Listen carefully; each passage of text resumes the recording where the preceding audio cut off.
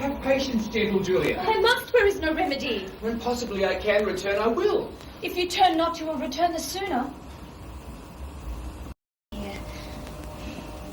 Keep this remembrance for thy Julia's sake. Why, then we'll make exchange. Here, take you this. And seal the bargain with a holy kiss.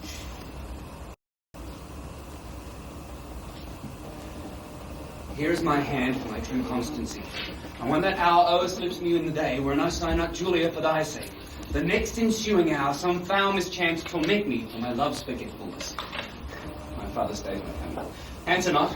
The tide is now, nay, not thy tide of tears. That tide will stay me longer than I should. Julia, farewell.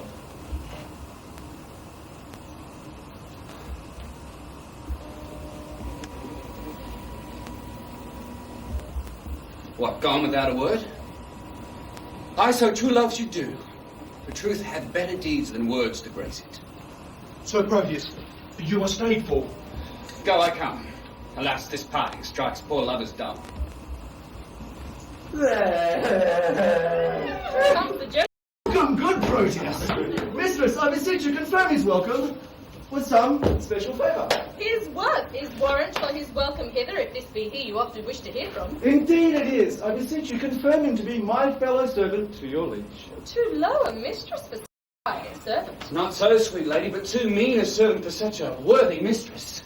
Leave off discourse of disability, sweet lady, entertaining to be your servant. For my duty I will boast of, nothing else. And duty never yet did want his meed.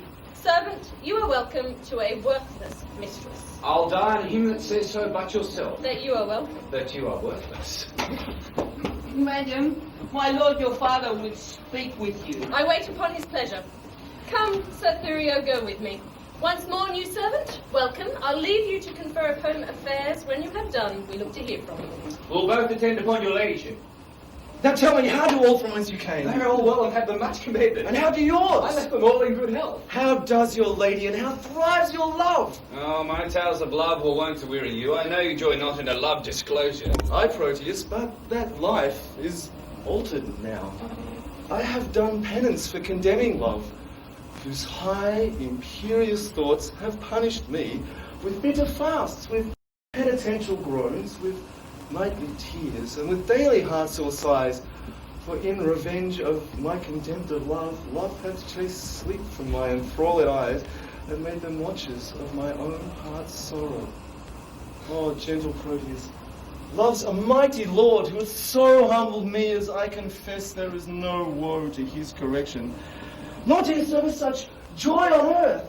Now no discourse except it be of love. Now I can break my fast, dine, sup, and sleep upon the very naked name of love. Enough, I see the fortune in your eye. Was this the idol that you worship so? Even she, is she not a heavenly saint? No, but she is an earthly paragon. Oh, call her divine. I will not flatter her. Oh, flatter me, for love delights in praises. When I was sick, you gave me bitter pills, and I must minister the like to you. Then speak the truth by her. If not divine, let her be a principality, sovereign to all the creatures on the earth. I accept my mistress. Sweet, accept not any, except thou wilt accept against my love. Have I a reason to prefer mine own? I will give you reason to prefer her too. She shall be dignified with this high honour, to bear my lady's train, lest the base earth from a vested chance steal a kiss, and of so great an honour growing proud, disdain to root the summer-swelling flower, and make rough winter everlasting. Why, Valentine, what bracketism is this? Pardon me, Proteus. All I can to her is nothing, whose worth makes other worthies nothing. She is alone. Then let her alone. Not for all the world. Why, man, she is mine own. And I, as rich in having such a jewel, as 20 seas if all their sand were pearl, the water nectar and the rocks pure gold. Forgive me that I do not dream on thee, for thou seest me dote upon my love. My foolish rival, that her father likes, only his possessions are so huge, has gone with her along, and I must after, for love, as thou knowest, is full of jealousy. But she loves you. Aye, we are betrothed. Nay, more, our marriage hour with the cunning manner of our flight determined of. How I must climb her window, the ladder made of cords, and all the means plotted and agreed on for my happiness. Good Proteus, go with me to my chamber in these affairs to aid me with thy counsel. Go on before, I shall inquire your forth. I must unto the road to disembark some necessaries I needs must use, and then I'll presently attend you. Will you make haste? I will.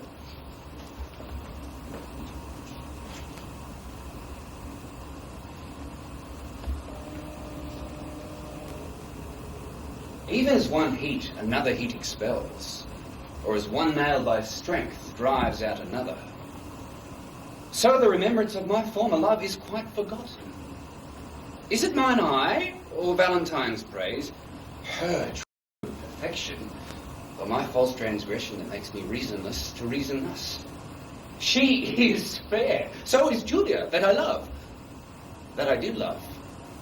For now my love is thawed, which like a waxen image against a fire bears no impression of the thing it was. Methinks my zeal to Valentine is cold, and that I love him not as I was wont. Oh, but I love his lady too much, and that's the reason I love him so little. How shall I dote on her with more advice, but thus without advice begin to love her? 'Tis but her picture I have yet beheld, and that hath dazzled my reason's light. But when I look on her perfections, there is no reason but I shall be blind. If I can check my erring love, I will.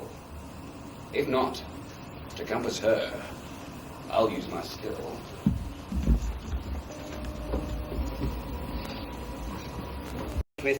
Now wilt thou go? Thy service. Here we go.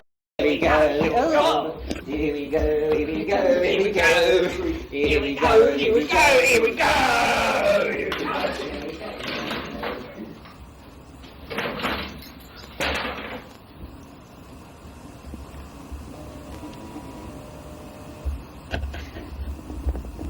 To leave my Julia, shall I be forsworn? To love fair Sylvia, shall I be forsworn? To wrong my friend, I shall be much forsworn. And e'en that power, which gave me my first oath, provokes me to this threefold perjury. Love bade me swear, and love bids me forswear. Oh, sweet suggesting love, if thou hast sinned, teach me thy tempted subject to excuse it. At first, I did adore a twinkling star, but now I worship a celestial sun. Unheedful vows may heedfully be broken, and he wants wit that once resolved will to learn his wit to exchange the bad for better. Fie! Fie! I'm reverent tongue to call her bad, whose sovereignty so oft thou hast preferred with 20,000 soul-confirming oaths. I cannot live to love, yet I do. But there I live to love where I should love. Julia I lose, and Valentine I lose. If I keep them, I needs must lose myself. If I lose them, thus find I by their loss. For Valentine, myself. For Julia, Sylvia. I to myself am a dearer friend, and love is still most precious in itself. And Sylvia, witness heaven that made her fair, shows Julia but a swarthy Ethiop. I will forget that Julia is alive, remembering that my love to her is dead. And Valentine I'll hold an enemy, aiming at Sylvia as a sweeter friend. I cannot now prove constant to myself without some treachery used to Valentine.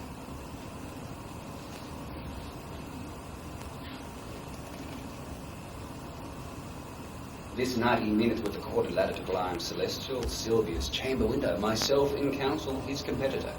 Now presently I'll give her father notice of the disguising and pretended flight, who rage shall banish Valentine, for Thurio he intends shall wed his daughter.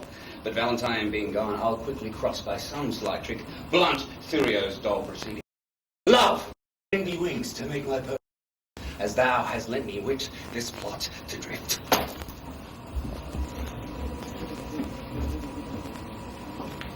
Counsel my Tyrion. Sir Thurio, pray leave us a while. We have some matters to confer about. Now, Proteus, what is your will with me? My gracious lord, that which I would discover, the law of friendship bids me to conceal.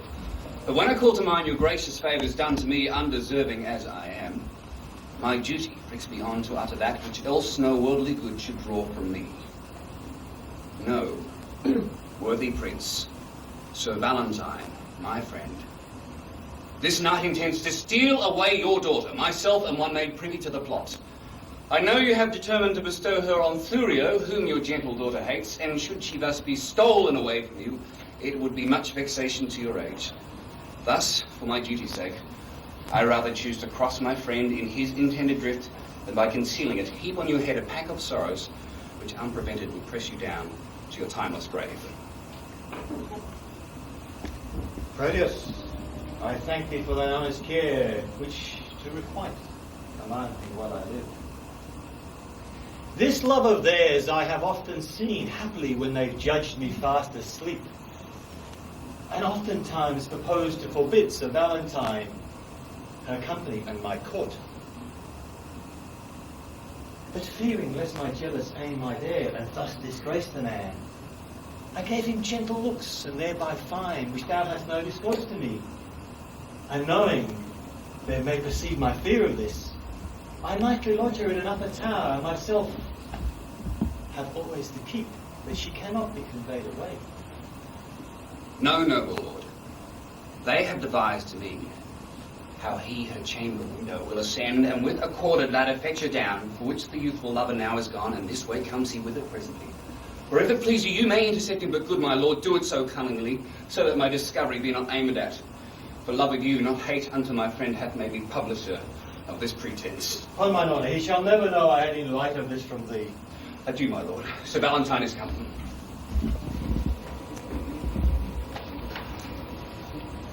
Cherished, alive, I fly not death to fly his deadly doom.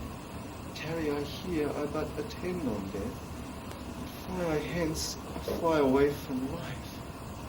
Run, boy, run, and seek him out. Oh, so ho! What seest thou? Him we go to find. There's not a hair on his head, but 'tis a Valentine. Valentine? No, What then? His spirit? neither. Who then?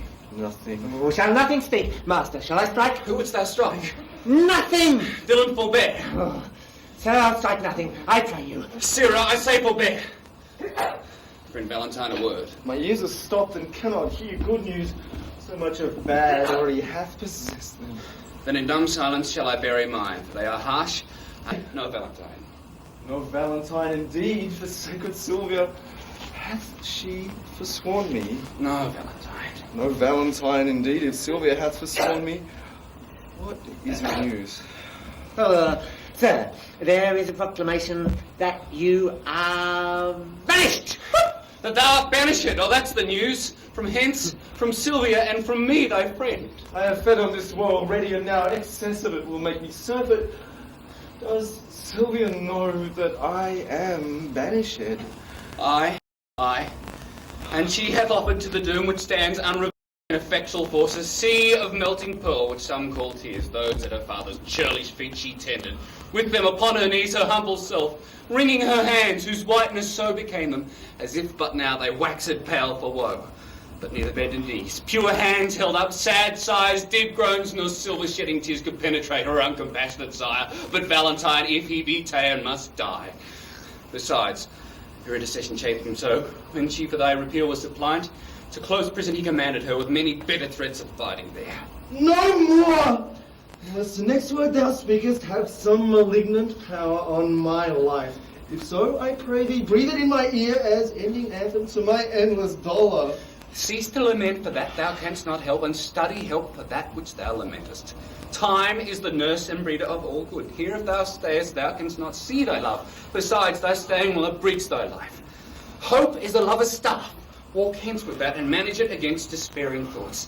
Thy letters are here, though thou art hence, which being writ to me shall be delivered, even in the milk-white bosom of thy love. The time now serves not to expostulate. Come, I'll convey thee through the city gate, and ere I part with thee, confer at large of all that may concern thy love affairs. As thou lovest Sylvia, though not thyself, regard thy danger along with me. Launce, if thou seest my boy, bid him make haste and meet me at the north gate. Go, Sarah, find him out. Come, Valentine. Oh, my dear Sylvia!